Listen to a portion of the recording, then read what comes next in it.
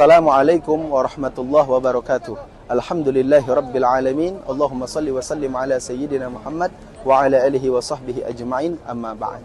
Para pemirsa yang dimuliakan Allah Subhanahu wa taala, saya Muhammad Ihsan dari Travel Al-Bukhari. Saat ini kita tengah berada di Masjid Quba, Madinah. Ini masjid adalah masjid yang istimewa, punya nilai sejarah.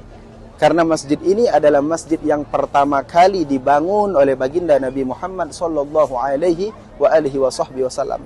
Jadi ceritanya dalam perjalanan dari Mekah menuju Madinah, sebelum sampai ke Madinah yang kita kenal hari ini, dulu namanya Yathrib, baginda sallallahu alaihi wasallam sempat singgah di perkampungan Bani Amr, tempat lokasi Masjid Quba ini berada. Dan selama tinggal di sini, baginda Nabi SAW tinggal di rumah seorang sahabat yang namanya Kulthum bin Hadam radhiyallahu an. Inilah lokasi rumah Kulthum bin Hadam pada saat itu. Kemudian baginda Nabi SAW membangun Masjid Quba. Jadi Masjid Quba ini dibangun lebih dulu daripada Masjid Nabawi. Masjid inilah yang dimaksud oleh Allah Subhanahu wa taala dalam surah At-Taubah ayat 108, la masjidun ussisa 'ala taqwa. Masjid yang dibangun atas dasar ketakwaan kepada Allah Subhanahu wa taala, itulah Masjid Quba. Dan baginda Nabi Muhammad SAW, beliau punya kebiasaan mengunjungi Masjid Quba setiap hari Sabtu. Alhamdulillah, hari ini kita bertepatan dengan hari Sabtu. Makanya kita lihat banyak sekali para peziarah yang berkunjung. Karena ini sesuai, pas dengan hari yang dipilih oleh Nabi Muhammad SAW untuk berkunjung di Masjid Quba. Dan baginda Nabi SAW dalam satu hadis yang diriwayatkan oleh Imam Ibn Majah, beliau bersabda, man tatahhara fi baitihi, barang siapa yang berwudu di rumahnya. Kalau kita jemaah umrah berarti berwudu di hotelnya.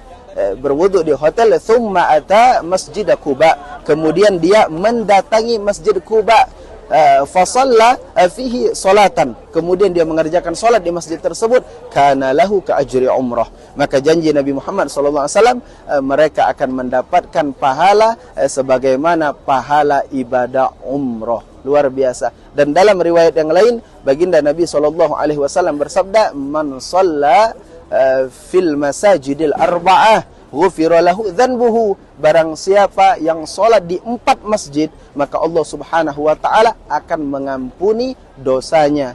Ibnu Hatim ketika mengomentari hadis ini, beliau menjelaskan bahwasanya 4 masjid yang dimaksud adalah satu Masjidul Haram di Makkah, yang kemudian Masjidul Madinah, Masjid Nabawi, kemudian yang ketiga Masjidul Aqsa, dan yang keempat Masjidul Quba. Masjid Quba ini, jadi memang luar biasa Masjid Quba ini. Dan juga pemirsa yang dimuliakan Allah Subhanahu wa taala, Masjid Quba adalah termasuk dari masjid yang mengalami era perpindahan kiblat. Kita tahu kiblat kaum muslimin sempat berpindah dari Masjidil Aqsa yang ada di Palestina, berpindah ke Masjidil Haram. Jadi selain Masjid Qiblatain yang ada di kampung Bani Salimah, Masjid Quba ini adalah termasuk dari masjid yang juga mengalami masa perpindahan kiblat tersebut. Nah, berikutnya pemirsa yang dimuliakan Allah Subhanahu wa taala, kita akan melihat lagi satu area penting yang berada di kawasan Masjid Quba, yaitu Sumur Aris, tempat di mana baginda Nabi Muhammad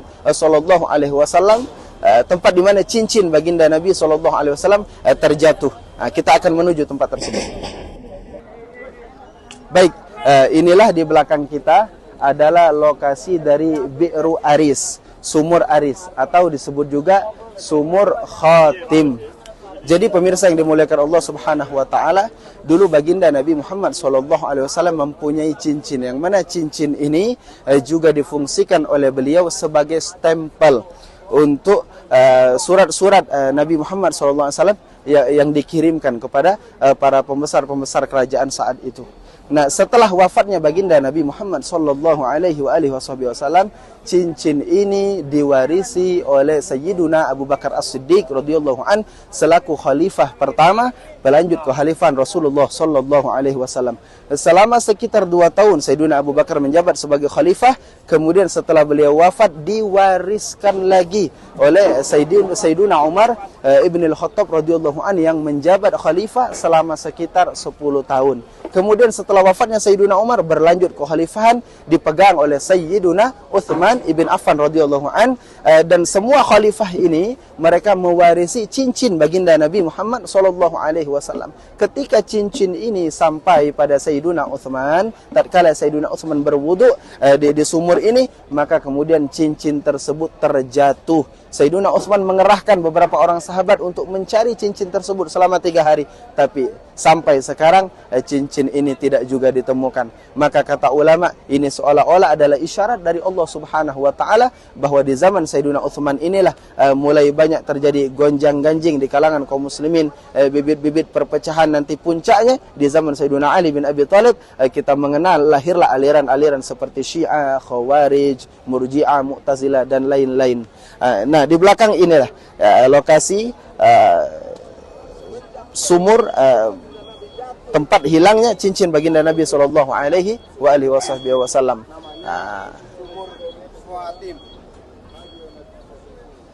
Baik, pemirsa yang dimuliakan Allah Subhanahu wa taala, sekilas laporan kami dari Masjid Quba. Mudah-mudahan semua yang menonton video ini diberikan oleh Allah Subhanahu wa taala rezeki untuk datang ke Mekah, ke Madinah dan juga berziarah ke Masjid Quba. Amin ya rabbal alamin. Sekian, wassalamualaikum warahmatullahi wabarakatuh.